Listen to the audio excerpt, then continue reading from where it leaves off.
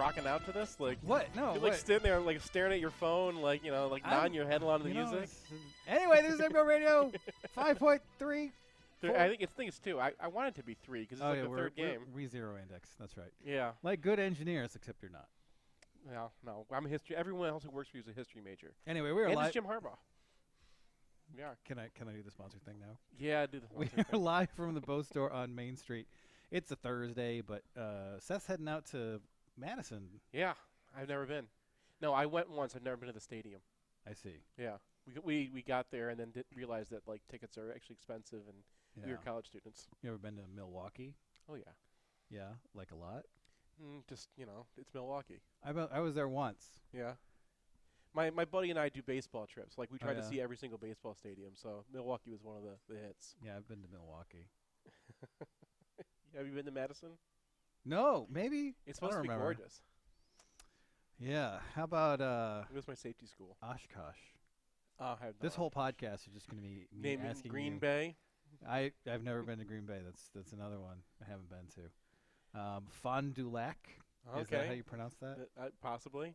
Fond du Lac. Yeah. So that's impressive. I didn't think like Wisconsin would actually get like the French pronunciation down. Well, whatever. Someone had to correct them. I think we're going to have to stop this podcast because I'm out of Wisconsin cities. I remember what the names are of. You could get through the rest of the sponsors. Oh, yes. How about we do that? We would like to thank our sponsors. Our presenting sponsors are the Bow Store and Underground Printing, Homeshore Lending, the Residence in Ann Arbor Downtown, the University of Michigan Alumni Association, Peak Wealth Management, Human Element, Michigan Law Grad, the Phil Klein Insurance Group, Fuego Box, Ann Arbor Elder Law, and Perrin Brewing. So we took a hiatus last week because we had a bye week, so we had to buy ourselves. So we haven't actually talked about the Army game. Oh. Just the two of us. I've talked about the Army game with other people? With other people. But we haven't talked about Army before. Right, yeah. Yeah, So I might have not brought up the thing in conversation. It's not the sort of thing that you say politely to somebody. So, how did you like that Army game? Well, one of the interesting things is now Al Borges is back on the beat. I didn't mean to laugh that hard. And he's doing interesting stuff with Sam. He is. Some of the stuff he does with Sam is actually I'm glad I understand that now. Well, and one of the things that he brought up that I thought was interesting is he was talking about one of the reads that I think the whole internet was you got to keep that. Right.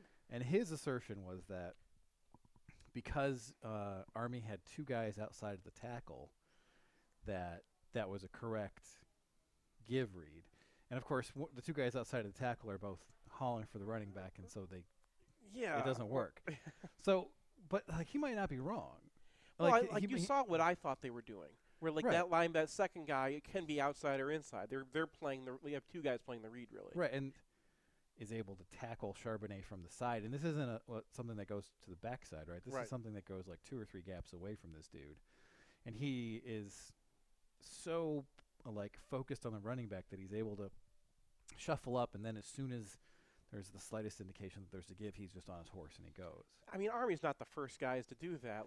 Everyone who plays a zone read is trying to do something like that. Yeah, but so this was what you're trying to do is force them to the read and force them to the one that you're prepared to do. Back to what Borges was saying. Borges is probably correct that a lot of these looks from Army are give looks. Mm-hmm. But Army was playing it such that you get the give look and then you get the support of those players anyway.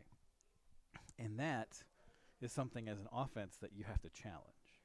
And I feel like Michigan, whether it was the Patterson injury or various other things, they decided not to challenge the way Army was playing it, and then you have a bunch of run surfaces where you're down a guy. Yeah. I heard that Borges quote, and my immediate response was, no, you're playing a sport. You're playing a game.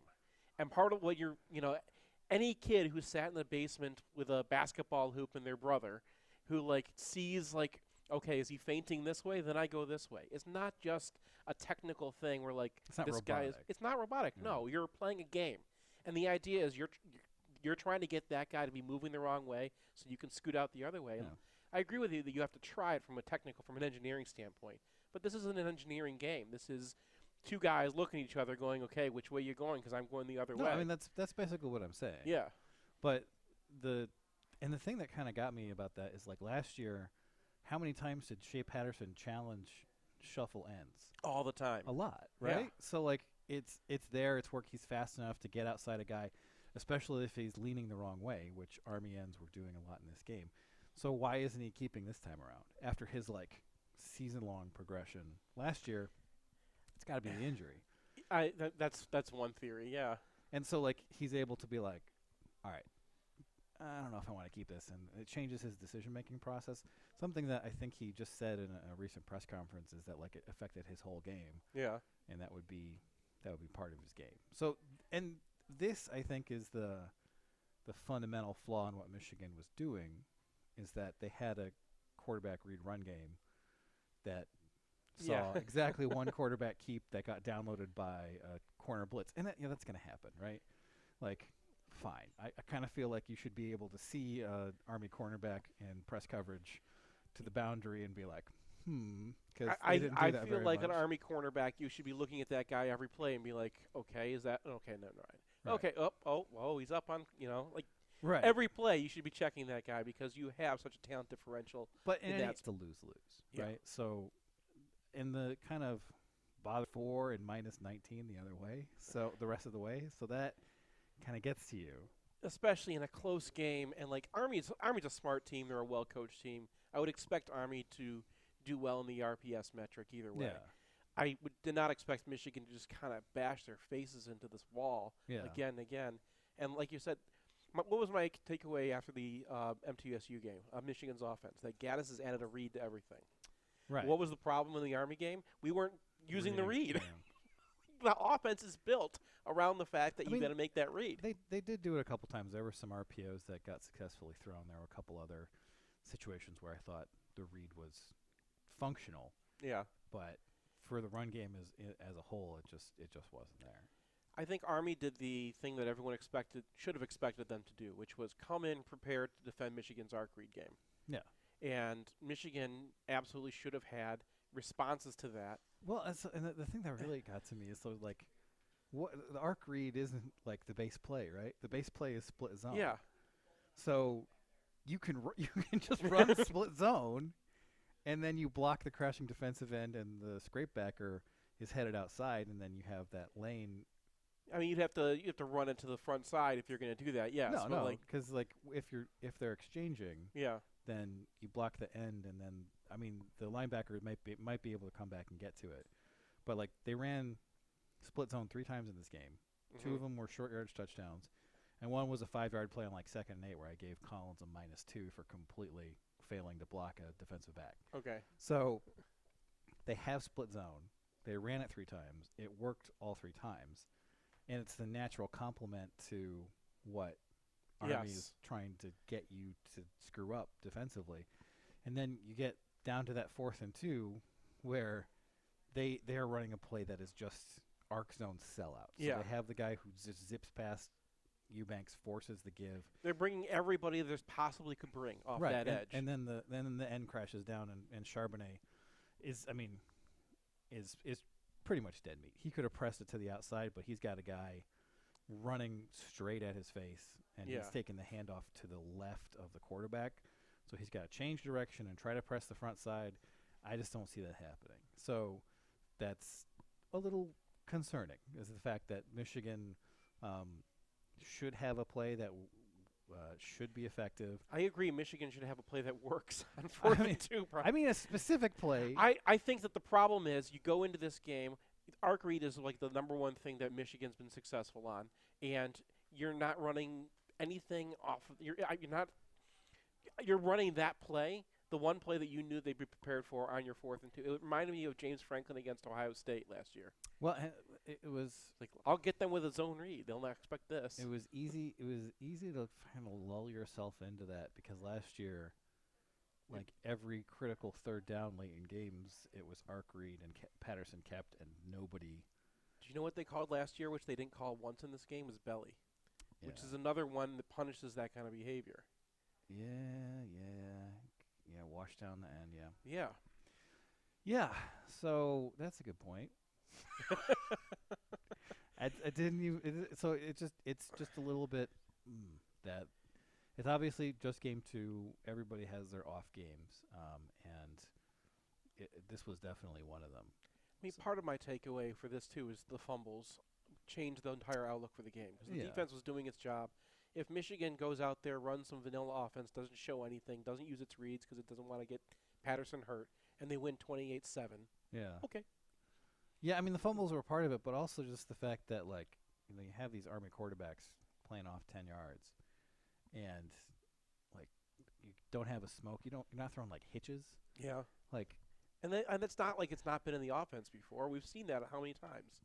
You're not running, like, a smash concept or something. Like, I just felt like. Did you notice? I don't know if you got to read it. I threw a smash concept and, like, drew it up onto the Wisconsin defense thing. Just be like, idea, here you go. So I know. I was yelling that. It just seems like that's a way to, like, have some short, easy passing, get Patterson in a rhythm, get Nico Collins involved. And they, for whatever reason, just didn't do it. Any of it. Like, not like, the bubble screen thing is one thing, but just how many times in this season have we seen Nico Collins run something short? How many times does it work? When's the last time Michigan carved up a zone defense? I don't know. Indiana? I mean, not with Patterson. No, I think it goes back to, like, Rudock. I mean, he had a couple of pretty good outings late in that year, yeah. Yeah. So it's just, the you kind of get hyped about, like, this new offense. It's gonna really work, and then in game 2, they just kind of feel like they're out of ideas, and that kind of doesn't feel good. All right. So I remember. Do you remember in 2016 beating up on Penn State?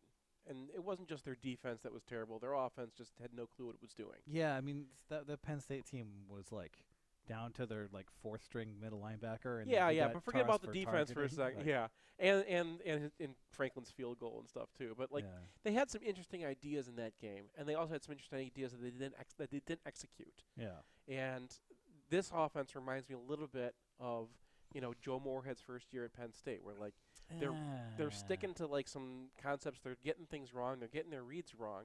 And then, like, the next step for 2016 Penn State was they just went to this all RPO offense for a while, and then that it started kicking in from there. Yeah, so the thing is, they had this come to Jesus moment, I think, against Army, and they had a bye week, right? A well-positioned bye week, given the data that they had just brought in their next opponent. And this Wisconsin game is going to be, I think, very telling. Like, did they take what happened against Army to heart? Yeah.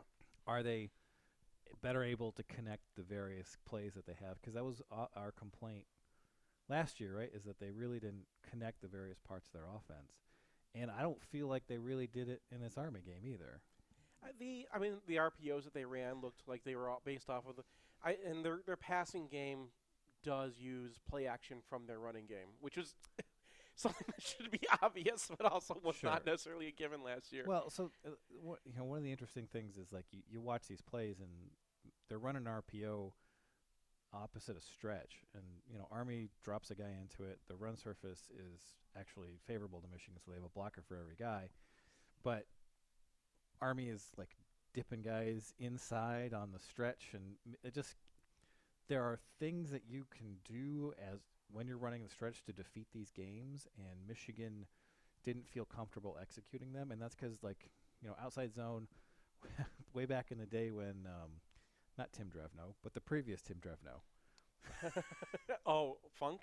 No, before that, like, the dying days of Lloyd Carr's regime, they bring in Mike DeBoard. DeBoard, yes. They bring in Mike DeBoard, and they make their entire recently retired Mike DeBoard. They make their entire offense zone stretch. Yeah. And that's pretty much all they did. And then to the left. Well, yeah, they had Jake Long.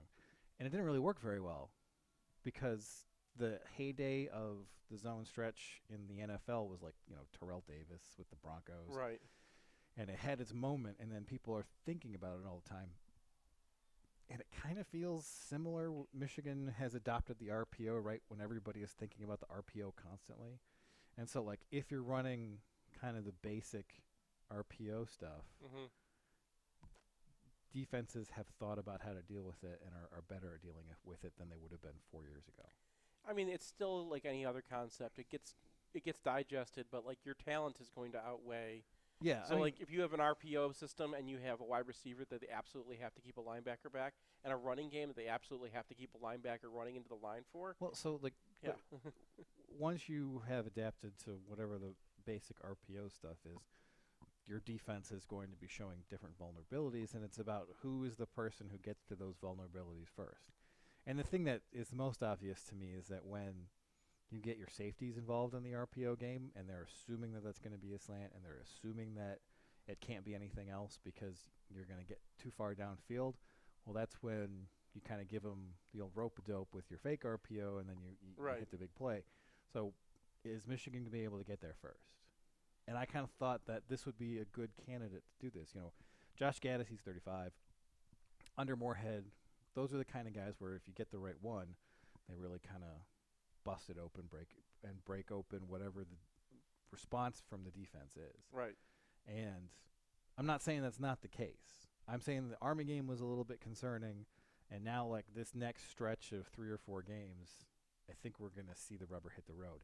Not necessarily in terms of, like, if Michigan gets everything right, but, like, what is the structure of the offense? Are they getting RPS wins? Because that was the thing that they didn't really get very much of in the Army game.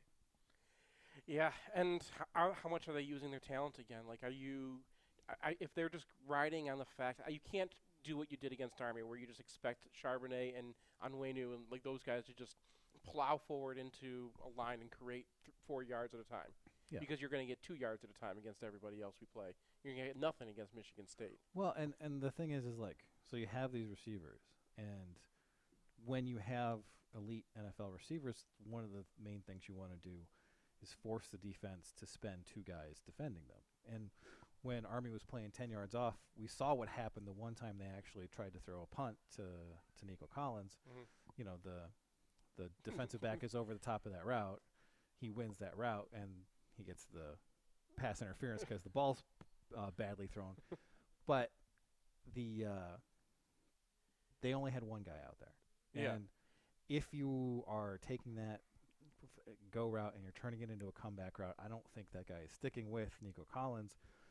And then you can just hammer that, and then when they make their inevitable changes to, you know, give this guy some safety help, change up what they're doing, then your run game opens up. So they had multiple opportunities to do something that would change the fact that they ran for 3.3 yards a carry against Army with Charbonnet. And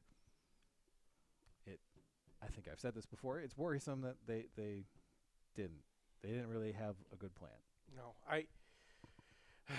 I mean, the best thing I can go back to is, you know, Shea was hurt. Their passing game actually was pretty effective, except for the fact that Patterson missed some guys. And if you attribute that to his injury, maybe they just didn't put a lot of time and thought into the running game because they're like, okay, this is going to be the sideshow, and we're going to pass a few times, and you only get so many plays against Army. And then the other thing that kind of stood out in terms of, like, this could be a long-term issue that means this offense doesn't get where we want it to go is Shea Patterson's pocket presence.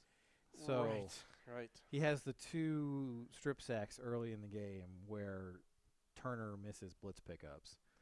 And there's been some dispute about, was like, Hayes on one of them? I don't think so, because so the situation there is you have a defensive end who's not really rushing.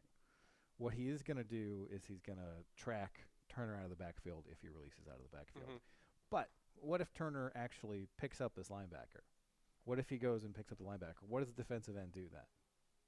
And he's going to come in? Yeah, he's going to convert into a rusher, which linebackers do all the time. Right. So you can't just say, like, oh, Hayes goes and blocks the linebacker and then it's fine, because the defensive end is going to come. Yeah, the end's going to come. So I think he's executing his assignment. And Turner doesn't execute his assignment, but also talking about pocket presence, that ball's got to be gone, because that's a linebacker who's looping around 2 gaps off where he lined up. He's coming flat-footed from 5 yards downfield, and you have a drag route.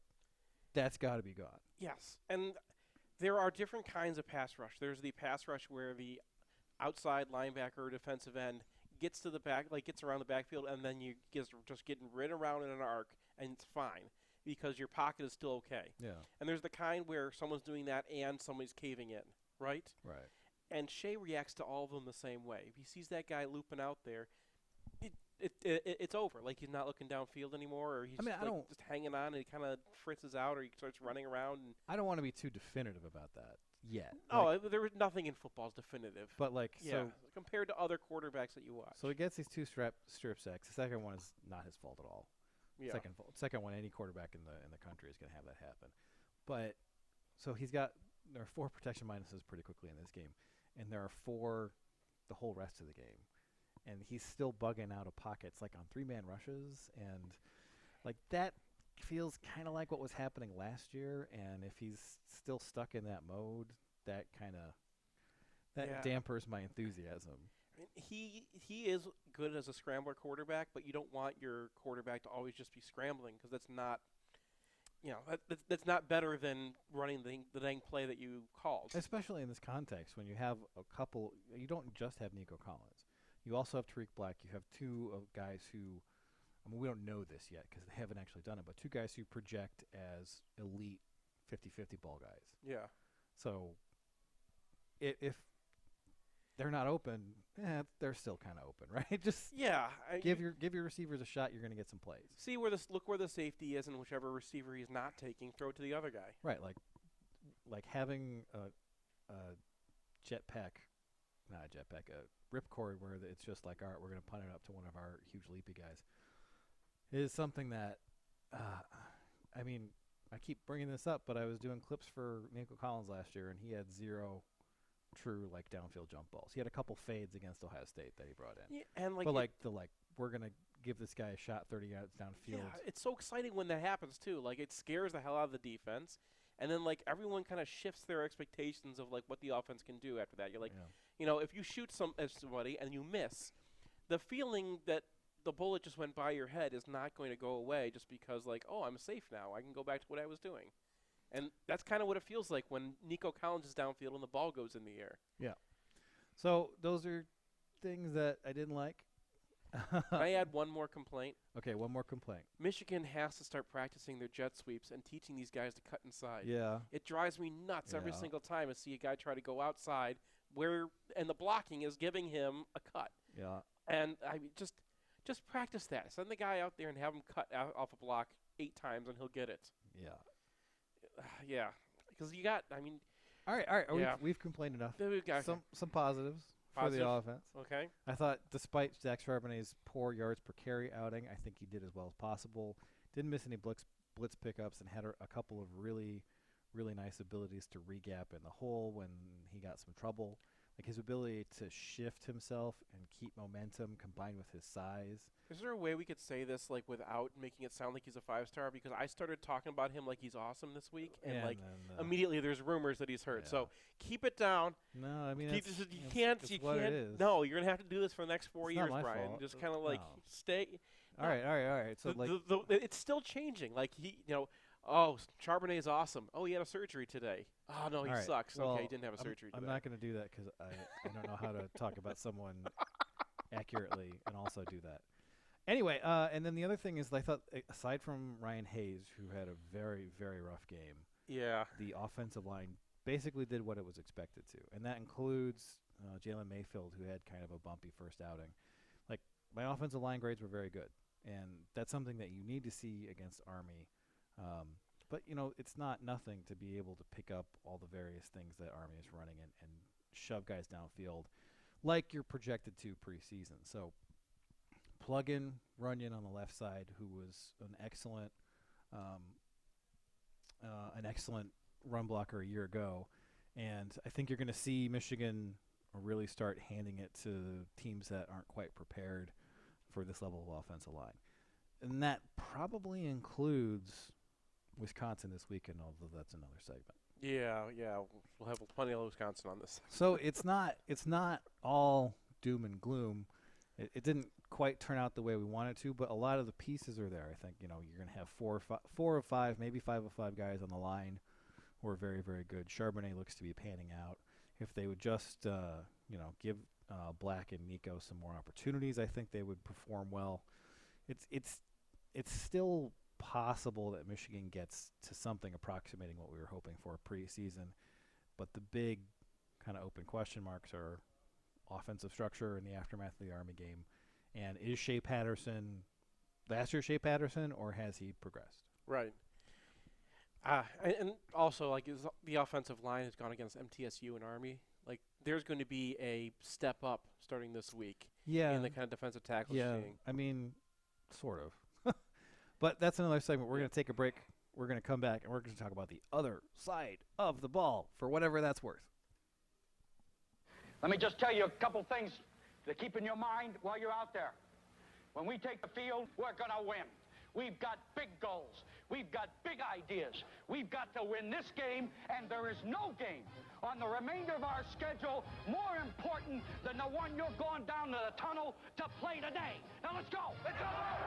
Underground Printing is proud to present The Bow Store. Visit us at our new location at 333 South Main or online at www.bow.team.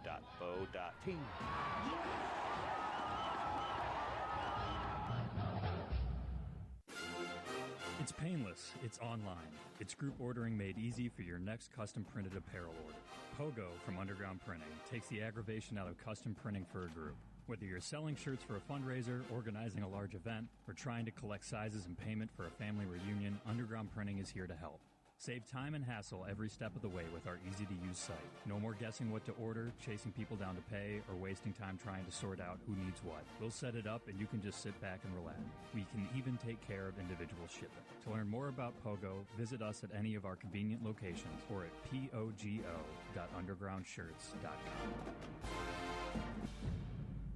This is Matt Demrest, the owner of Homeshore Lending. We're a local mortgage company here to help you purchase with confidence and refinance with ease. People don't get mortgages very often, so it can be confusing. We'll break down every single line item so that it all makes sense. And at the end of the day, if we're not giving you the best deal, we'll tell you to go with the other company. We're here to offer our simple mortgage guidance. This is Seth Fisher from MGoBlog. Over the years, we've sent dozens of readers to use Homeshore Lending, and every review that's come back has been raving. I myself used them to refinance after doing our original loan through our bank. I was amazed how much smoother the process was for our complicated loan. Brian used them, you should use them too. Finding out whether it makes sense or not to refinance or getting pre-approved to buy a new home is easy. Head over to homeshorelending.com, that's HOMESURE, lending.com/MGoBlog to find out more. Or call us at 734-531-9950. That's 734-531-9950. I've got two of my favorite people here with me, kind of an annual tradition, Cooper and Colby. Cooper, how old are you? 11. Colby, how about you? 9.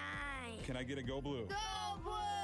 NMLS number 1161358, Equal Housing Lender. Why do you do what you do? I grew up in the small town of Hazlitt, Michigan, and I witnessed great people I care about making a lot of poor financial decisions. I thought to myself, I never want to be in that position, putting my retirement at risk. Now we want to make sure that your retirement is not at risk. And by providing education and guidance, we inspire our clients to make great decisions, putting them on a path to be able to retire with confidence. I'm Nick Hopwood, CFP, president and founder at Peak Wealth Management. And that's my why. Peak Wealth Management. Retire with confidence. Are you planning a business trip, a Michigan reunion, or a revenge tour in Ann Arbor and don't want to be stuck out by I-94? Look no further than the Residence Inn Ann Arbor downtown. Positioned at the corner of Huron and Ashley, the hotel is just a block from Main Street and a short walk to Michigan Stadium and Central Campus with all the amenities you expect. Also, we podcast here most Sunday mornings, so if you let us know you're coming, we'll let you put a shout out on the pod. That's the Residence Inn Ann Arbor downtown.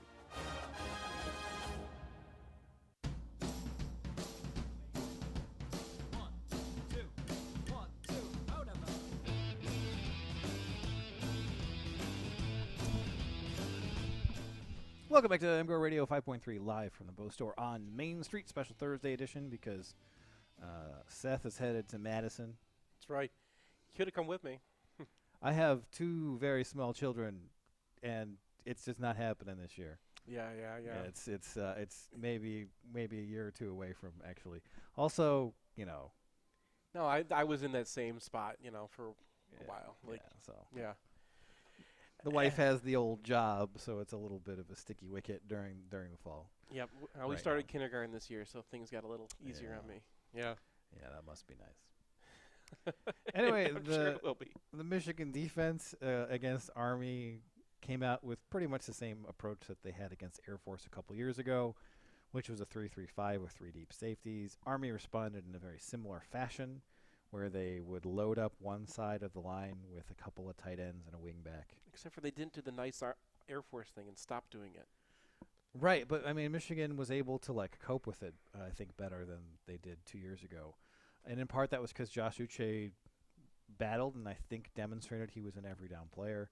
So he did play almost every down in this game, and when they went to this kind of jumbo package, he was the guy moving to the line of scrimmage as the Sam, and he came in with an absolutely giant number. So he was plus 18 and minus 11, which is it's a lot. Yeah. Especially there's a lot of activity for like an outside linebacker. Especially in a game with virtually no pass rush for him. Right. When he's racking up those kind of numbers almost exclusively as a run defender, this is a new world for him. And he got pancaked once and he had his moments where he got locked inside and didn't do very well, but he made up with that because sometimes he'd give up 2 yards of ground and you're like, okay, this isn't going to go well. And then he'd just rip past the dude. And more than that, he would explode upfield into the quarterback, and he would stick the guy for no yards after contact at the line of scrimmage. And yards after contact were so important in this game. It's playing. Oh my God! Oh great, we stopped them for 2. Oh no, they got 3. Right. That's what this entire game was. I have never seen the level of desperate gang tackling. Where there's like 4 guys and they're like desperately trying. Or the whole stadium is silent while they spot the ball every single time. Like, oh God, no, don't give them a yard. But anyway, Uche was able to cope. I wouldn't exactly say thrive. He was going up against a junior OL who weighed about 265. So, given the modern tight end is a little bit of a, a Bobby from King of the Hill. It's not inconceivable that he's going to get tight ends like that as a Sam, and he's just going to wreck them. So, the tougher question is like, what happens if he's a Sam on a 3-man line and Wisconsin is doing Wisconsin things, like they're pulling guards to him. I mean, he's 265 now. He's not a. No, he's 250. He's 250. That is defensive end size. Yeah. But this is really the first extended evidence we've had that he can do anything resembling run defense. Yeah. And I think he passed the test, and I think he's going to get his shot against Wisconsin. I hope it goes well. I think it'll go decently. I'm still concerned because the way Michigan has played him so far in his career, this would be a big leap forward for him. And it looks like there's a shot that he made it. It's hard to say that he definitely has. Yeah, and I think both of us had similar takes of what we want to see them do against Wisconsin based off of this game, as either just like be shooting somebody in the backfield off that edge, whether it's Uche or it's Malik Hudson. But that's another thing. Yeah. But getting back to what we saw from Uche, like the fact that he could play like that against a run defense like this, the only thing we haven't seen now is him like getting out into pass protection. If he can pass coverage, yeah. And if he can cover like an outside linebacker can in the 3-4, like that's a guy that you can play on most downs. In different positions, but yeah. Well, I mean, we'll see. I think that the other thing that kind of jumped out as like the other big deal player in this game both ways was Khalil Hudson. So Hudson had his share of very good plays. He was also pretty much solely responsible for the big chunk pass they had. You said he had a Mouton game. He did have a Mouton game. Has anyone had a Mouton game since Mouton? As a linebacker? Yeah, like I was almost like mad that you like evoked that because like double digits in both directions as a linebacker. I have to say a Mouton. That's a Mouton. Yeah, but like that would happen to him against Iowa. Like Army does things to you, man. Like if you're sitting there watching run after dive after dive after dive, and you feel like useless because you can't do anything about it. And then all of a sudden they run a guy past you, crap. The chunk pass wasn't that. No, it was him passing it off and forgetting he didn't have a safety behind him. The chunk pass was a 2nd and 8 where he had successfully dropped into coverage and just didn't run with the wheel route. Yeah. So, he's in a different defensive structure than he is almost every other week, so I kind of get why he would bust in that situation. But it is like a big, ugly -3 bust. And like that. That's the difference between an Army touchdown, which that drive was, and 3rd and 8. So, and he had the hold too that like I know Lavert Hill got called on it, but he would have gotten called otherwise. Yeah, well, maybe. Like, if Lavert Hill doesn't get called for that, and nobody gets called for anything on that, I don't know. Like, I might have been like +1. I was racing. I kind of think I wouldn't because, like, it was quite obvious that, like, the guy's momentum stopped and then he stumbled for a second. I mean, because I was watching that live. Yeah. And watching it live, the flag came out, and I was like, yep, Kalik. I got the before. I thought it was, I swore it was Kalik. I was telling people, like, around me, like, oh, it was Kalik Hudson. And then, like, they say Hill, and I'm like, they probably just got the number wrong. Yeah, that's like, I didn't see Hills at all, but I didn't saw hear the like, number, and it took until like Monday before I knew. Yeah, I was so high up, so I could see like how things were progressing. And when I saw them breaking out for a pass, the first thing I do is look to see who's open, and like the first thing I see is Kalik getting passed and reaching out. Yeah, and like you feel that when that happens. So. And then I don't want to say he was totally he was a participant on their long chunk run, but because of the way Michigan was handling that, so they were put in a bad situation immediately on that, and he was able to shoot upfield of the offensive tackle the first time, make a great play, get a stop, get a punt, big play in that game that we didn't know was going to be a big play in that game, like getting him to go 3 and out on their first drive. Oh, at the moment I thought it was no. At that moment I was like, that's huge. But then because these guys never go 3 and out, and be able to like take that from them, like yes. So they came back to the same thing. So right, it was like the very next play, wasn't it? So they run their triple option. They get the pitch because Uche pops up on the quarterback immediately, and they have a blocker for everybody on the edge. So Hudson goes and tries to do the exact same thing he did before. The OL is wise to it this time, and there's your chunk run. So that's an RPS issue. That's something that Michigan had to adopt to and did, and. I mean, I understood going just like against Air Force a few years ago. They're going to get you a few times and things like that. My only These guys concern live there in is this like world. you just gave that guy that move. You can't expect that it's going to work two times in a row because that OL just went to the sideline and got an earful about how that is unacceptable. So like, I just wish he was able to like be like, all right, this guy's gonna faint and then I'm gonna go back. That would have been another great play. He couldn't pull it off. So, and then because he went upfield and didn't get it, there's no funnel back to help. So that's a play where if you try that, you got to make it. Yeah. And he wasn't able to do that, which is 1 for 2, which isn't the worst situation there. But that was another one of his big kind of swingy plays. So he was very up and down, and you get a couple more plays from Hudson, and you get a couple fewer of the big errors, and Army is probably sitting on 7 points at the end of this game. And everybody feels a little bit better. And if you get Army to a point where it's like the fourth quarter and they're down 2 touchdowns, it's over. You saw that like Michigan was playing strategically, saying, "Look, you guys can't go, 80 yards in 3 minutes. Good luck." Because once you get down to 3 minutes in any Army game, you have the advantage. Right. If it's a tie game. But anyway, so Hudson was the other guy who really stood out as like this is why this game was the way it was. In terms of other guys who stood out, Aiden Hutchinson had a big play on the first drive to stuff him for 0 yards on the first play from scrimmage. Obviously had the giant play in the second overtime. How cool was that play? I think he took like rocked back or stepped back a little bit. He stepped like he was slanting away. Right, and then so the lineman passes him up. Right, so he's been playing these guys all day. He's like cracked the code, and he saves it for this moment. Yeah. It was just brilliant.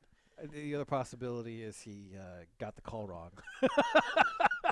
He is a true sophomore, and then was able to rescue it. His dad was like one of the. Bo, I think, said his dad was one of the smartest players he ever coached. We're gonna give him give him full credit. Yeah, but can I give someone else full credit for something? We're gonna give that full credit, but okay, slight possibility. And he was consistently pretty good in a situation where he often got partial doubles and that kind of stuff.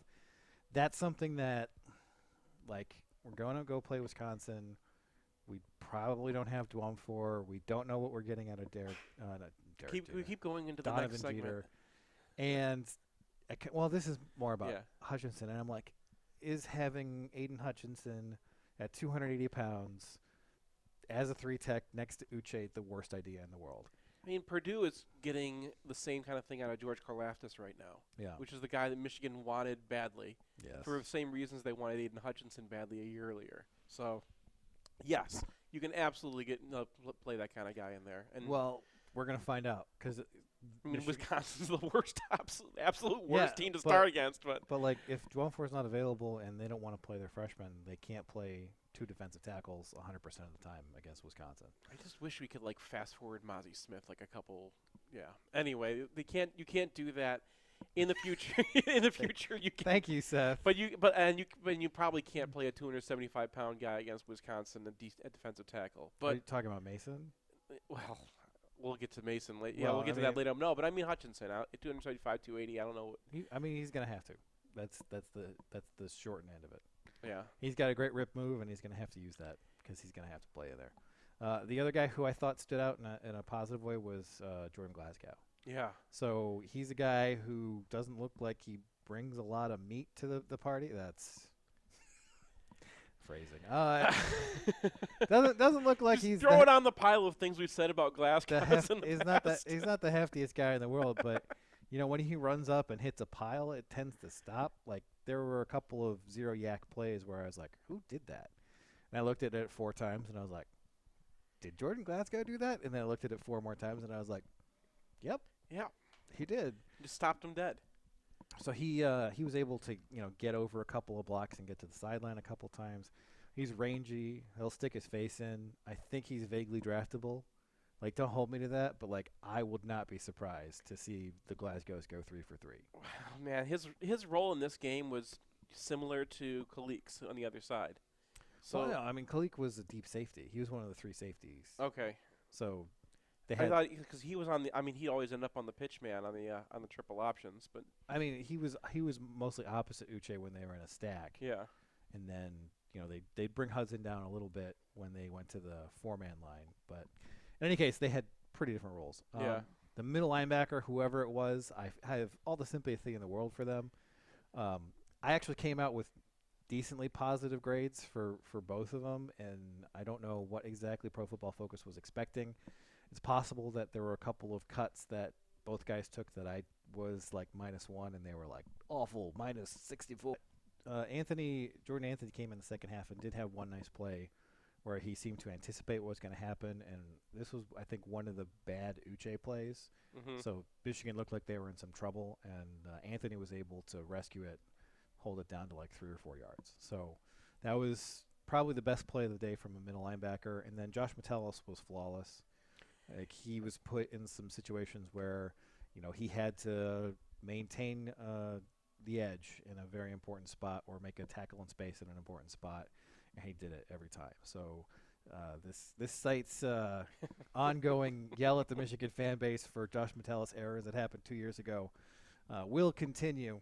He was very good. Are people even like knocking him anymore? It's I don't fallen know. completely out of my. It's possible. Well, what we might just be like. What'll happen is that the next time Metellus has a bad play, tactical approach in this game, I don't know. Like, I've done a total of 3 triple option games. Yes, I thought about like when I was doing the first write up on this. I thought about like going and watching a Navy game or an Army Navy game and seeing like what they do to each other. Yeah. Because like it's all chess for that thing, right? They're both over prepared for that game, and I got like 5 minutes into it, and I'm like, what am I doing? I can't see anything. I can't understand anything. You need years. Yeah. So the one thing that did kind of get to me sometimes is like, so they had a 4th and 2 with the 17. And Michigan's still in their 3-man line. They're still, like, they've got Uche up because they're in their jumbo package, and the linebackers are still 3 or 4 yards off the line of scrimmage. And I'm like, that's free. Like, you can't just give them 4th and 2 on the 17. You need to, like, if they pitch it and they score a touchdown, okay. Like, it was at the 15. That wasn't even a big play. And, Michigan, they did have an opportunity on 4th and 1 in the second half. And they did get super aggressive, and then they almost had it, and Hawkins took a false step, made a great play after that, so I didn't actually neg him because it was a 2-yard game. Mm-hmm. But he played. I mean, we mentioned He's going to dodge the center, try to get behind the center before the guard can take his knees out, and then do something. That's like he's like anyone who plays nose tackle against one of these teams, just like the fan should buy him beers from the rest of his life now. Like you just stood there and took that. And that it looks miserable on film to like have to do that. And he graded up pretty well. He graded up decently well in the opener too.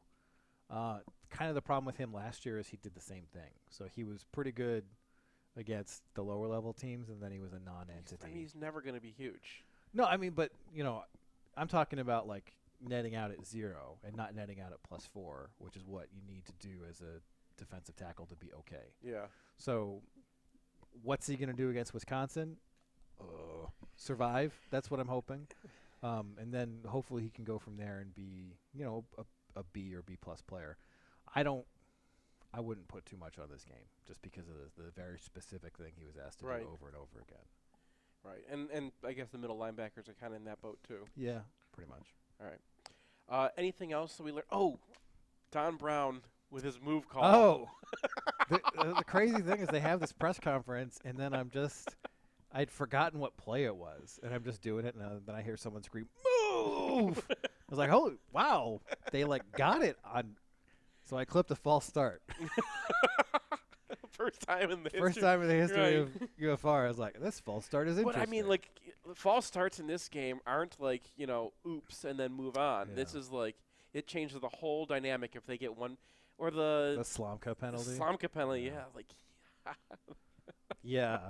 I didn't plus anyone. I think it was Metellus that goaded him into it. I would be doing that all game, and I'd also be getting in the ref's ear as much as I could about chop blocks. Yeah, there were a couple there's always going to be a couple because of the way they play. You just can't pay attention necessarily to when someone disengages when you're diving at people's legs. So they chop block all the time, and I don't think it's on purpose. Well, I think it's just that's what they do. There's kind of the borderline stuff I pointed out with Kemp where he takes contact from the center goes by because he avoids him, and then he takes a pretty immediate hit to the knee, and I'm like, this happens so often that it must be illegal by the letter of the law, but that looks pretty dangerous. And then there were a couple where Hutchinson was engaged, and there's a guy falling at his knees, and it's that's a chop block. Yeah, there were I think at least one that was just an obvious call. I thought there were two that I was pretty surprised didn't get called. When I did the faux film for these guys, I brought up the chop blocks because one of them was just so egregious, and so a guy who played for Army in the 90s jumped into the comments, and started explaining exactly what a chop block. If your shoulder makes contact just at the waist, they're never going to call it. I think it's pretty different now, actually. There was a video of a Navy chop block on Ed Oliver last year that was just oh my God, that man is going to be a top 10 pick in the draft, and I can't believe his knee survived this. So it happens from time to time, and it's not dirty. It's just that when you play this style, it's inevitable that sometimes you're going to mess up. And my point is that the coaches, this guy had been coached by someone who plays this style, and they know down to the micron where they're allowed to hit somebody and everything. You're going to screw it up. They're still college guys, but it happens in that style all the time, and I would prefer we just banned it. All right, let's take a break. Come back, talk about the Badgers. You might be investing on your own or working with another advisor, but how would you grade your results? I'm Nick Hopwood, CFP founder and president, Peak Wealth Management, in Plymouth. For over 20 years, we've been working with institutional strategists, putting together low-cost portfolios which match your risk tolerance. If you have over $500,000 in your portfolio, you should consider a second opinion. You can connect with us online and schedule an appointment at peakwm.com. Peak Wealth Management. Retire with confidence. Want the perfect game day outfit? Underground Printing has unique, great-fitting apparel and officially licensed apparel from legendary Michigan names. Underground can customize almost anything for groups large or small. To learn more, visit Underground Printing at one of our 3 convenient locations around Ann Arbor or online at undergroundshirts.com.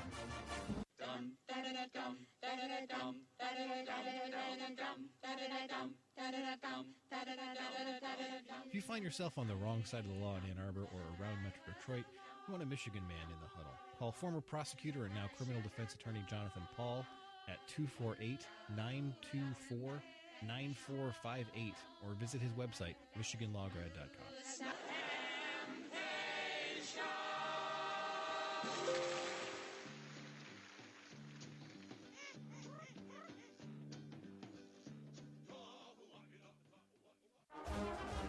Are you planning planning a business trip, a Michigan reunion, or a revenge tour in Ann Arbor and don't want to be stuck out by I-94?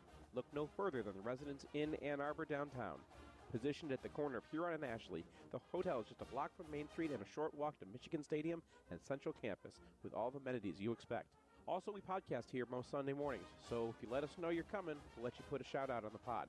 That's the Residence Inn Ann Arbor downtown. Passion for e-commerce. Sell stuff online. Security. Performance. Conversion. Beautiful user experiences. Belle experience utilisateur. Monthly marketing. PPC SEO. Make your user a customer. Conversion. Eau de parfum for online retailers. Love your website. Let Human Element show you how. Available at human-element.com and find department stores, not find department stores. The places you'll go may seem University of Michigan. Join today at umalumni.com.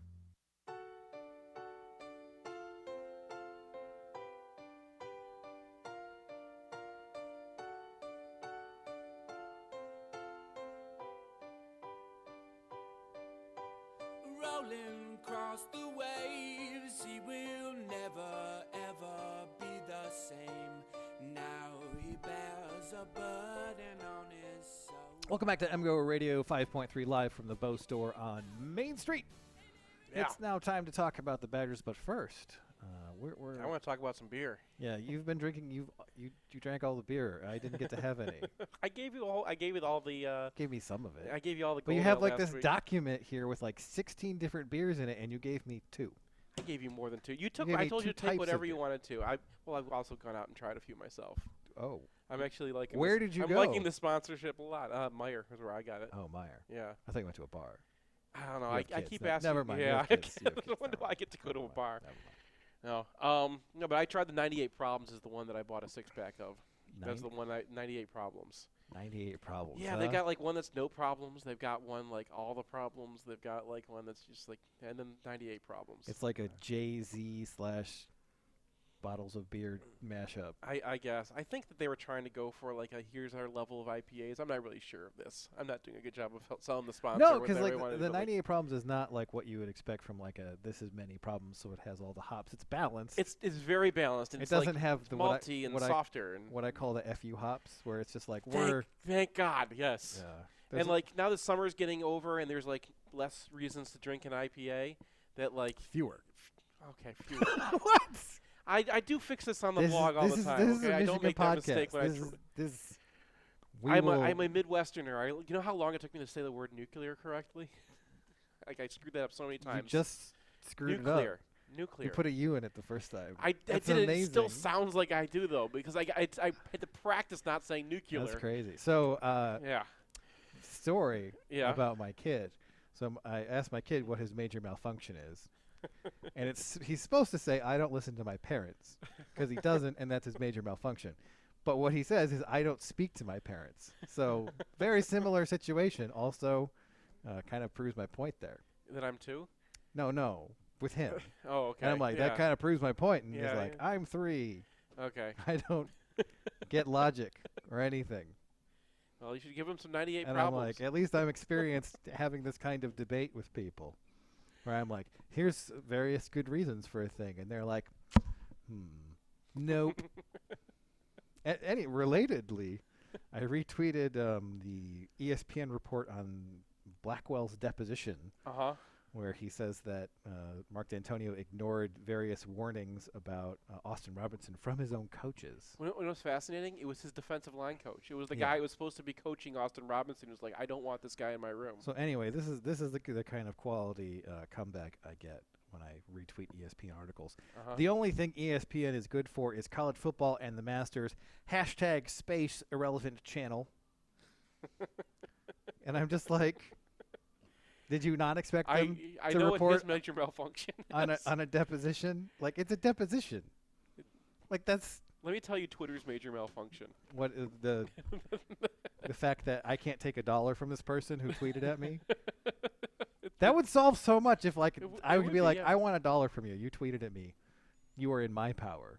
like take paid. $1. I'm sure they've thought about like paid Twitter accounts. It's not paid Twitter. Like it's like to like pay $1 to be a follower, and then you could be like, Twitter. oh, No, Twitter. you're Twitter, no longer Twitter, a follower. Yeah, Twitter's not making any of the money here. I'm making the money. No, I'm taking the $1. That's what I'm saying. Twitter could be like, okay, look, you're a And then famous person. And then People you want to can't follow add you. anybody. And like until you re-up. Yeah. And Twitter's like, we're going to take $2, and then you get $1 more. And if you screw up again, here you go. That Brilliant. Would be, yes, yes. Me for Twitter CEO. That Jack guy doesn't know what he's doing. Anyway, Seriously. 98 Problems is a pretty good beer, and I'm going We're still in the read. I'm going to drink it. We're on the read until we say the line, man. Until we say the line at the end, we're still on the read. I'm charging you for all this too, Perrin. Find Perrin beers at Meijer, Whole Foods, Kroger starting next month, and any bar with any sense of taste, or check out their selection at perrinbrewing.com. And there, it is done. Now the read is done. They wanted 30 seconds. Well, that's what they got. That's what they got. That's what this is. That was a fantastic read. First the cats, and now the ever-expanded Now they're going to have to, like, take a copy of that whole read and, like, send it on up the chain and be like, you know, here's what they talked about in our read. There's gonna be just a podcast where the Perrin read it starts at the beginning and ends at the end. Anyway, Wisconsin. Let's talk about their defense first, because I'm a little bit less alarmed by it. Okay. Yeah. So they're the defense that is like #1 in the country in total yardage by like double. Yeah, it doesn't bother me. So last year their defensive line was a major issue for them. Because they were all hurt. Yes, largely because of injuries. So they get Garrett Rand back, who missed all of last year. They get what's the guy? Loudermilk. And he was. It's a great Wisconsin name. Yes, but he was pretty bad last year, partially because he was injured. And they graduate Olive Sagapulu, and now they're starting a true freshman. True freshman nose tackle. Yeah, so that's a little bit wrong because they actually stay in a 2-4-5 nickel all the time. A 2-4-5 nickel. That's what they've always been, is their nickel. Like their OLBs are defensive ends, and their their DEs are like very defensive tackle-ish DEs. Yeah, but they were like a straight 3-4 for like the past. Yes, they are. Yes, they have been. And I didn't see a single 3-4 in either one of these games.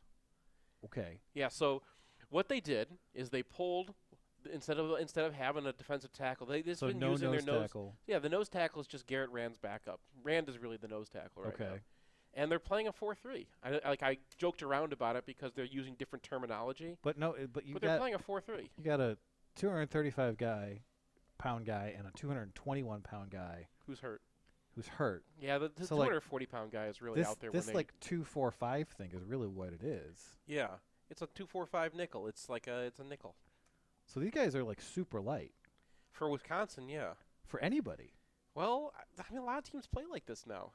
Nobody plays with like a 235 pound. No, but they're light at defensive tackle for what they're doing. They're light at defensive tackle. You can get away with, so if they're playing 240 pound defensive ends. If they're playing a 4-3, yeah, and one of their defensive ends is 235 pounds, and one of their defensive ends is 220 pounds, doesn't that strike you as, I don't know, playing a freshman Mario Ojemudia kind of thing? Yeah, a little bit.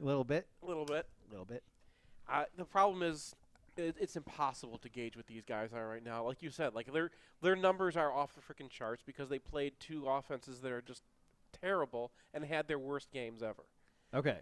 So like I was like watching USF. I'm like I can't use this. Like USF is just screwing up things on their own. I can't even like get to the part where Wisconsin does something because USF screwed it up first. So then I'm like, okay, I'll switch over to CMU. It takes me forever to find CMU. And they're doing the same thing. So unless like Wisconsin can make you bad, who could have predicted an off-season spent viewing shark smut would have resulted in a bad football team? You can get away, McElwain, but you can't get away from us. Every week is Shark Week in Mount Pleasant now. Every week is Shark Week. Well, this was they looked like Sharks had been coaching them. All right. So maybe he brought the Sharks in as his assistants and had them because you can't use any of the film. So this is actually a fascinating matchup that could go pear-shaped for Wisconsin pretty quickly. Yeah, well, if Michigan wants to stay with their speed and space stuff, it could be a. Well, this doesn't seem like speed and space. This seems like just pave them. Yeah, well, you have to spread him out because they do have a nose tackle still. He's a true freshman, but like freshman nose tackle. I'm okay. I'm willing to roll with that. So I'm guessing you haven't read the FIFO film yet, buddy. I got problems. Yeah, 98 of them. Yeah, 98 problems.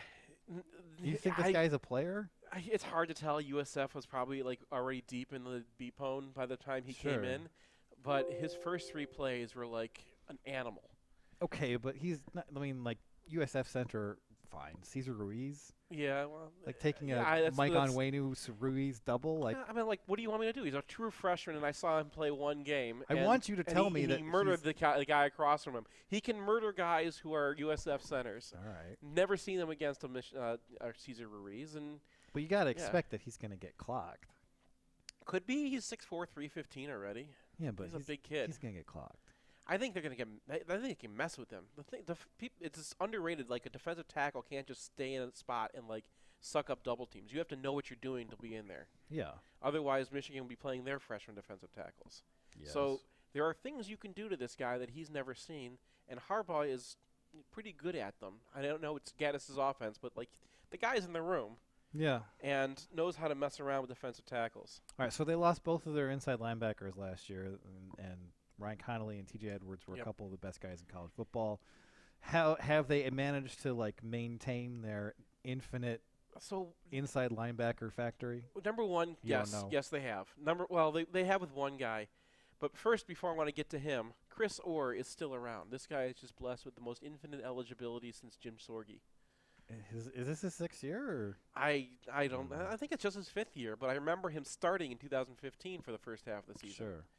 So the list of guys that he has started over is ridiculous, and he's still out there now because I think he had a 2016 with the ACL. The other guy, the new guy, is Jack Sanborn. I was like, okay, great. They found another walk-on who's a superstar because he looked exactly like Ryan Connolly out there. I looked him up, and he's a 4-star. Yep. Nuclear. Don't start with me on this. I practice this. Someone called me out on it, like on the Michigan Daily, like when I was 21, and like I spent like a week saying it to myself. We've really covered the gamut here. Jack Fond du Lac to nuclear. Jack Sanborn is the guy. He's a dude. The other linebackers are just kind of guys. The outside linebacker, Zach Bond, he's a guy we knew about. Did we? Oh yeah. You got a star on Loudermilk. He was awful last year, wasn't he? Yeah, but he was injured last year. Okay, the year before that, he was actually pretty good. He's a pretty good player. All right, that's my phone. All right. Anyway, Bond's a guy we knew about. He was in our draft again. Yeah, I didn't pay attention to that. I was participating, but I didn't pay attention. We didn't even finish it. Now you can draft Jack Sanborn. But they're starting nose tackles out for the year. There's one of their starting safeties, Scott Nelson, is also out for the year. Yeah, they went 3 deep in safeties. They really they lost their hybrid space player by that. Okay. So they were playing Burrell, who was the starting safety last year against us. Wasn't he terrible? He's combustible. Okay. He's the most athletic safety they have, but also the guy most likely to run in the complete opposite direction where he should be. Sure. And then Reggie Pearson is one of those really tiny safeties that they had last year. Yeah. So Dakota Dixon Part 2. So if you're attacking this defense, how are you doing it? Cornerbacks. You remember those cornerbacks? The cornerbacks? You think that's the weakness? Yeah, those guys, they either play off or they grab him like crazy. And, one of them's kind of a Brandon Watson guy. He's a backup now, but he was starting before that. Rashad Wildgoose? No, it's a Caesar Williams. Rashad Wildgoose isn't he's now like the 4th guy. He was starting last year. Yeah, did they get guys back from injury here too? And they're still bad? Yeah, they weren't really injured last year. They were just all banging around against each other like no one could. Duron Harrell was a former receiver. So last year he just converted, and now he kind of knows what he's doing. Yeah. Faion Hicks is just a guy. All right. Yeah. So we have Nico Collins, we have Tariq Black, and they're going to play a lot of cover 2 and cover 3, which means you can hit them underneath there. And if they come up and start grabbing you and playing cover 1, then you get them over the top and hope that the officials call it because They're grabbier than we are. They're grabbier than the state is. Yes, I distinctly remember the hoodie era of Wisconsin. Yeah, these guys are like the next generation after that. These guys, they learned from the hoodies. Yeah. It's a little too warm still to wear hoodies, but I'm sure that they'll bring them out eventually, these guys. All right, but, like, I just don't understand how you're like, all right, we're looking at a defensive line with either a freshman nose tackle or, like, 2 bona fide defensive linemen, and you're like, gotta throw the ball. Okay, well, because I'm a Michigan fan, man. If you start going down you start hitting them down the middle. Loudermilk is a good player. Rand is a good player. Those guys are gonna, Carlo Kemp it up. And how does Mike Onwenu not have a star? I've been waiting for you to give one. We forgot to. He was plus 19 last week. You forgot to mention that in the offensive section too. In the season preview, I said I thought he was an All-American. Well, I asked you at the beginning of the season, who do I star, and Onwenu didn't get one, but I'm ready. I'm very ready for that one. All right, well. Did I have one on? Yeah, I did have one on Shea. All right, we're going to take a break. Come back and talk about the maybe not so reassuring. Maybe we'll be section of this fine. game. Maybe we'll be So great. I have like insurance and stuff, but I don't really like know what's going on with it. Yeah, your coverage probably sucks, and you're paying way too much for it. And I know this because I had a guy. His name's Phil Klein. He's actually a Michigan alum and wrestled for Michigan. He looked at my insurance and he's like, "Yeah, your coverage sucks, and you're paying a lot more than you need to for it." I also I hesitate to even mention this, but I do have my insurance from a company that advertises during college football games. Well, and I wish that was not the case. Well, why don't you just get it from a cool guy who actually reads MGoBlog? Well, how would I do that? They have a website? They have one of those too. It's philkleininsurance.com. Can you remember the name Phil Klein? Sure. Can you remember insurance? Yes. Okay. Use those two together, and you will save money on your insurance, and you will actually get better coverage on your home and your auto, and they do life too. All right. So you're telling me if I Google Phil Klein Insurance, this website will come up? Yes. Wonders never cease. In southeastern Michigan, the yearly cost for a nursing home averages $90,000. It doesn't have to, though. Reed McCarthy founded Ann Arbor Elder Law after handling a tricky situation for his own family. Years of experience later, his boutique firm works with clients across southeast Michigan, dealing with Medicaid planning, long-term care, and tax, disability, and family law, not to mention family dynamics. If you have a family member who may need that level of care, or if you're ready to start your own estate plan, Reed can give you a plan for the future. Visit AnnArborElderLaw.com or call 734-945-9693. That's 734-945-9693. Let me just tell you a couple things to keep in your mind while you're out there. When we take the field, we're going to win. We've got big goals. We've got big ideas. We've got to win this game, and there is no game on the remainder of our schedule more important than the one you're going down to the tunnel to play today. Now let's go. Let's go. Underground Printing is proud to present the Bow Store. Visit us at our new location at 333 South Main or online at www.bow.team.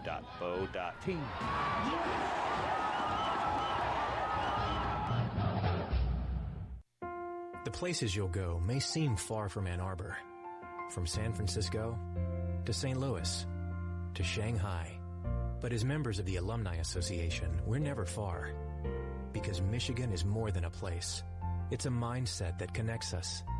For those who leave Michigan, but for whom Michigan never leaves, this is where you belong. The Alumni Association of the University of Michigan. Join today at umalumni.com.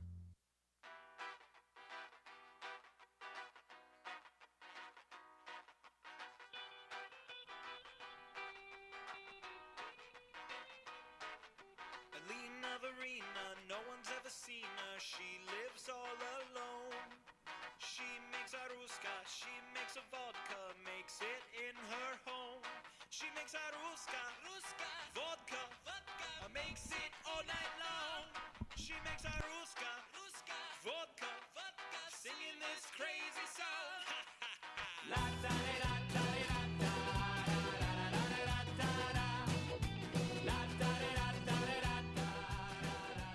Welcome back to MGoRadio 5.3 live from the Bow Store on Main Street. Yeah. I just got a request to turn your volume up, Brian. So we're I doing that keep now. telling you. Yeah, we are. All right, now you're there. Come on. Maybe I just talk more clearly. No, you're just. Sound very loud in my ears. Well. Yeah. You're just gonna have to deal. Okay, I'm dealing. I got some defensive tackles, and I'm gonna go out there and deal. All right. So the Wisconsin offense pretty much just reloads. It's just the Wisconsin offense. Every year they have an All-American center. They have a guy who was one of Pro Football Focus's top-ranked run blockers a year ago who didn't even start, who's their left tackle. That's Cole Van Lanen. They got Quintez Cephas back from sexual assault allegations that he got acquitted from, so that fine. Yeah. And Jonathan Taylor still around, so it's pretty much Wisconsin. And then the question you have, is Jack Cohn anywhere near what he's shown in the first couple of weeks? Kind of seems like the answer is probably not.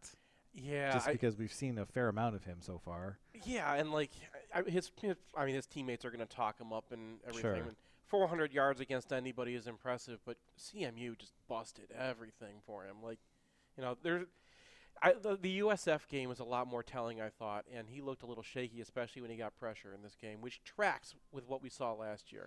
And most of his stuff where he was able to hit was either a bust or it was just underneath. Like, he's not making Mr. Tight Windows throws, really. He's just taking advantage of what the defense gives him, and if Michigan is able to cover up his guys, last year we saw a check down machine, and I think that's going to be the same. Yeah, I was looking for him, and I charted one tight windows throw. And then when I watched it again, it wasn't tight windows. It was he didn't see the cornerback coming off his route.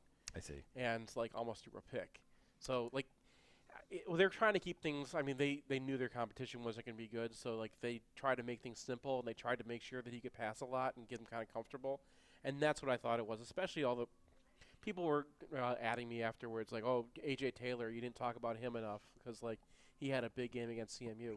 He was wide open. They were game planning to get him open and just get the ball to him on easy throws. But Michigan last year in this game ended up in third and three a lot, and watched Paul Chryst throw the ball. And guess what? They still do. They still bring in Garrett Groshek on 3rd and 3, and I mean I pray that 2 weeks of watching Michigan play Army didn't give him didn't give him fourth down curious. Kirk maybe. Ferentz powers, where all of a sudden he's the best coach in college football for one game and one game only. Oh my God! If Wisconsin ever discovered fourth down, everyone's dead. Yeah. So Michigan's problem in this game is that they have one defensive tackle who they've played ever. Except for they have a fullback who they played against Middle Tennessee. It didn't go well, and Donovan Jeter is supposedly healthy. He played a few snaps against Army. He's been talked up all offseason, but you don't really know what you're going to get from him. And then it's okay, how do we get Josh Uche on the field for most of the snaps?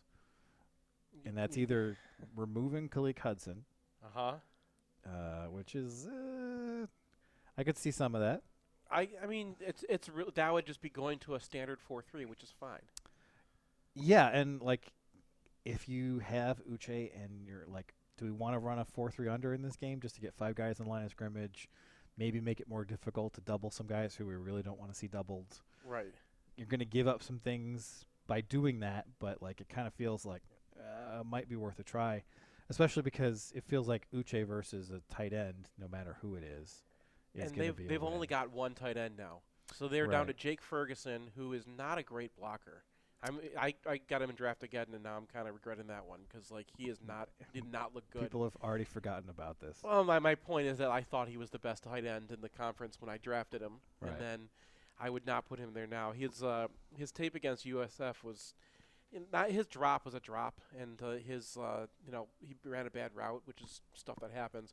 His blocking was him getting dominated by USF dudes, which is not something you want to see. The other possibility for putting Uche on the field is going with something similar to what we saw against Army, especially in the second half where Uche's on the line of scrimmage. You're still playing a 3-man line. And then you're taking Hutchinson or Pay off the field, and both those guys are your best defenders. No, because you're just playing a 3-3-5. Okay. And you've got Uche on the line of scrimmage, and your nominal 3-tech is Hutchinson. You're going to try to live with that. And then if I'm Michigan, I'm going to send Khalid Hudson screaming across the line on most snaps. Sure. Just because we've seen him make some errors in coverage, but we also saw him against Army turn in probably the play of regulation by beating a blocker and getting into the face of the quarterback for that interception. He's always been an elite blitzer. Yep. Michigan needs some guys crossing the line of scrimmage. He's a good candidate. Yep. Oh, I've been in favor of blitzing him for a long time. I know why they couldn't do it last year, and Wisconsin's got Quintez Cephas out there, so you do have to protect yourself a little bit when he's on your side of the field.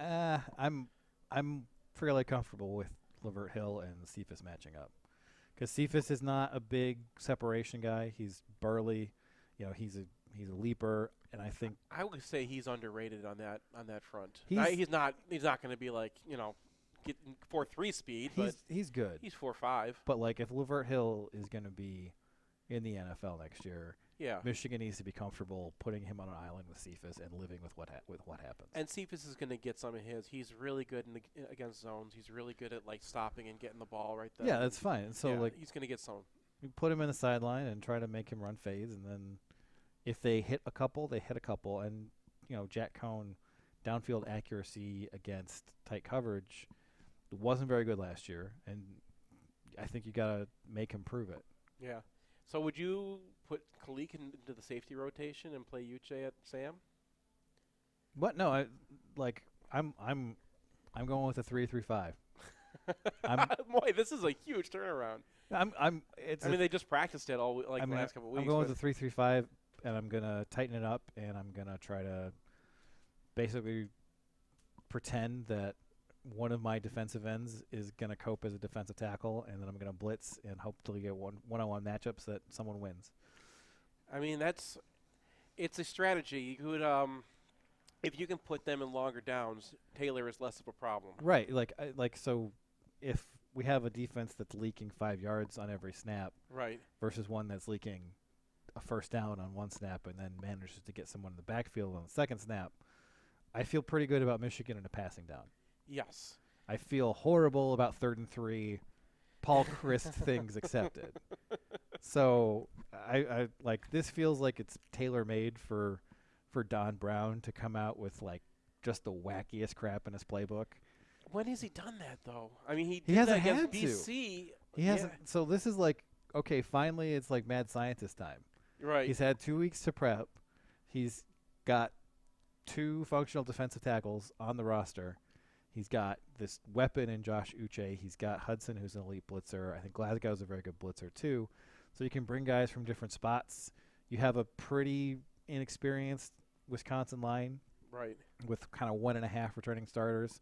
It just seems like that's the move, and you live or die by whether your blitzes get home. Because I don't want to die by 1,000 cuts, No, and the more the offense can play against those guys and wear them down and get down to when they're playing without defensive tackles, see both sides of the ball, right? If you want to get more snaps against them and get them worn down. So letting Wisconsin keep the ball for 9 minutes is not going to be good for your defense either. Right. Just gotta. If you're offense, yeah. You gotta hammer them. Yeah. Wild abandon. Do you? I think Josh Ross is going to be an important guy in this one here.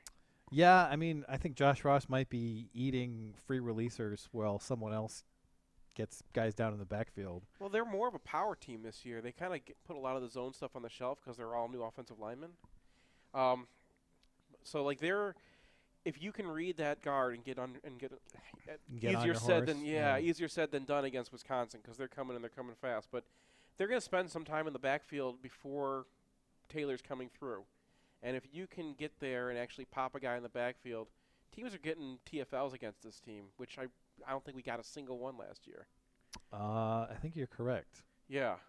So and that's huge. Yeah. You get some TFLs against these guys, and you can do that out of your 4-3. I do love our ends against this team. Even with Cole Van Landen out there, Hutchinson and Pay are the kind of guys that you would want to take into war against this kind of defense. Okay. This kind of offense. Specifically on the ground, or because they're going to double ends all the time. Okay. And they're going to try to. What they're going to try to do is get your tight end around a guy and knock your defensive end in and use that as the pin side and then pull around that. And you're not going to be able to do that to Quiddy. You're not going to be able to do that to Aiden. And I think that's limits where they can run to. Well, they're still we'll going to see. go down the middle. Yeah, but like Wisconsin manages to do quite a lot of things on the ground that sometimes you think they shouldn't. I mean, this is I have no idea what to expect here. Like untested Wisconsin line, you know, they have Michigan has some pieces and they have a mad scientist. You know, you look at this on paper and you're like, this doesn't feel good, but you know, which offensive line do you want to be in this game? I think that's an interesting question, right? Like, because neither defensive line exactly looks like it's really clicking. Yeah, really has the personnel to be up for this. So this could be kind of a slow motion shootout. If we have the opposite problems, I would take Wisconsin. I would take Wisconsin just because our problem is defensive tackle, and their problem is defensive tackle. I mean, they have two good ends, but they have a freshman nose tackle. All freshman defensive tackles are bad, and they're not even playing him for most of the time against these spread teams. So like, I don't know. Yeah, it's going to be interesting. Like I get why the line has swung heavily towards Wisconsin. I think that overrates Michigan's early season fumble issues. Oh, absolutely. And I also feel like there's a way that Michigan can reconstitute its defense to stand up to Wisconsin, and I kind of feel like Wisconsin doesn't necessarily have answers if Ruiz and Onwenu are just kicking some guys off the ball consistently, because they don't have the kind of Uche, Hudson responses that they would have had last year with some of their guys. Right. The one thing that Wisconsin fans are really excited about is Cohn's, early showing. Right. And Wisconsin fans are kind of like in their own little bubble. No one hates them and no one bothers them, so they just can't go off on these things. There's a lot of people who hate Wisconsin. Like Minnesota fans, how good at hate are they? Well, Iowa, Nebraska, there's the parallelogram of hate. Yeah, Nebraska's not good at hate either. None of them are very good at hate. No. I don't know why they use the parallelogram of drunk, maybe. Iowa's pretty good at hating. Anyway. They're clever. So, like, I have respect for Iowa. This game could go either way. Yeah, what I was trying to say is that Cohn is not a better quarterback than Patterson. If he is, screw it. The whole season's over. Oh, well, that's... Jack Cohn, a better quarterback than Shea Patterson? Well, we'll see. The first two games, sure. But, I mean, if it keeps on happening in this game, then, everyone into the B-pone. I mean, that is kind of the thing. Like, Michigan goes down 7, and it's like, B-pone time. Right. It's a precarious moment in the Michigan fan base's mental health. I think as it has been pretty much every week for the last 15 years. I think Michigan fans this week finally just started saying what the problem is. Like, hello, I'm a Michigan fan, and I need to beat Ohio State. Nah. I mean, we all known it, and now everyone's finally saying it. And sometimes I feel like I made a wish on a monkey's paw. Okay. And this is the result. Were you hoping that the music would... Yeah. I hit a button. Monkey's paw.